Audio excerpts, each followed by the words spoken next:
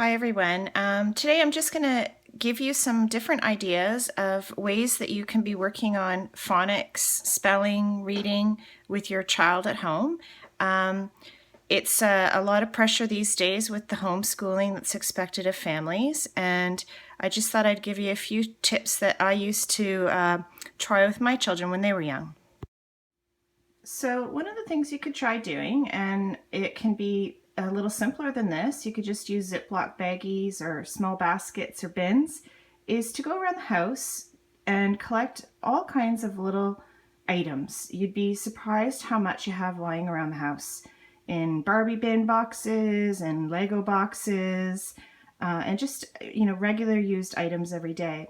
Make a big collection, and when you've done something along with the kids, get them to give you a hand and move around the house and find different items to collect together. You're going to sort them by beginning sound. And here you see I've taken just the letter H box that I have, and it's a fun way for children to manipulate, talk, and touch different items that start with one specific beginning sound. So what I've done is I've chosen two letters. It's simpler to narrow things down rather than having the whole alphabet in front of the child. And what you're going to do is you're going to mix the objects together in one pile in the middle here. And you're going to label the sound of the letters. So you can say to the child, this is this is B.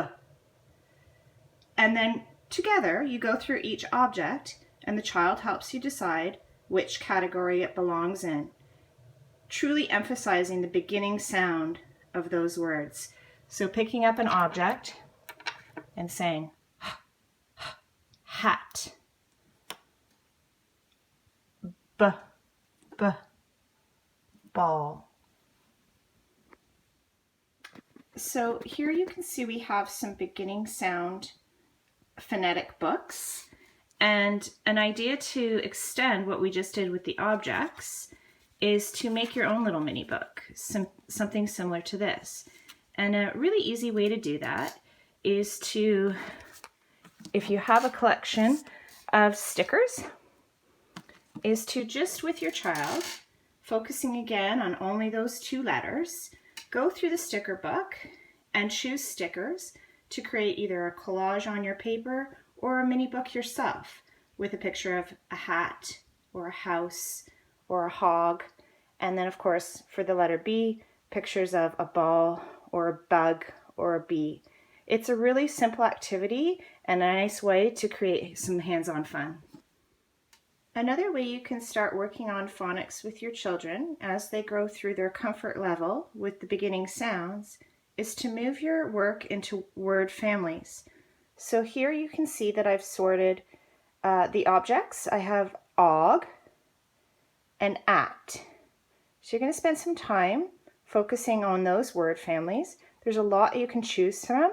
This is just a starting point. And you can choose your objects, and the child will then find the beginning sound for each word family.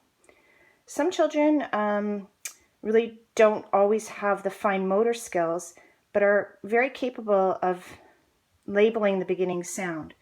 In that case, you might provide the child with pre-cut letters to help them with their comfort level. Okay, so just to review a little bit of what we talked about today, phonics is a method of teaching people to read by correlating sounds with letters or a group of letters in an alphabetic writing system. Children are making connections when they're learning through phonics. So where we began was to work around your house and move around your house, making an object box for each sound or each beginning letter. You can use boxes or baggies or tins, whatever it is you might have. Have children help collect things from around the house. They're going to be a part of that and be engaged and more invested. Children love to touch, hold, and manipulate, especially small objects. They're very much attracted to that. So if you can find small things, that's really great. Sometimes when you're working on phonics, if you're just beginning, a great place to start is with the beginning letter of their name. And then narrowing down the amount. So remember that the alphabet is really busy for a child, and overwhelming. So you want to narrow it down to just 2 or 3 letters at a time, and we're going to focus on the sound of that letter, not the name of the letter. Children are making connections and really enjoying being able to recognize that their world around them is also made up of phonics and various sounds as well. So you're going to be able to use it just in your everyday life. If children can spell a word, they can usually begin to read it, but it is a long process. It's not an overnight thing. And as they get older and their comfort level increases, you're going to challenge them even further. So you're going to extend their learning. Perhaps that at and og work might then be a child looking through a magazine, or again using the stickers to make an at and og book. So there's ways to extend it and really help them absorb as much of that information as they can.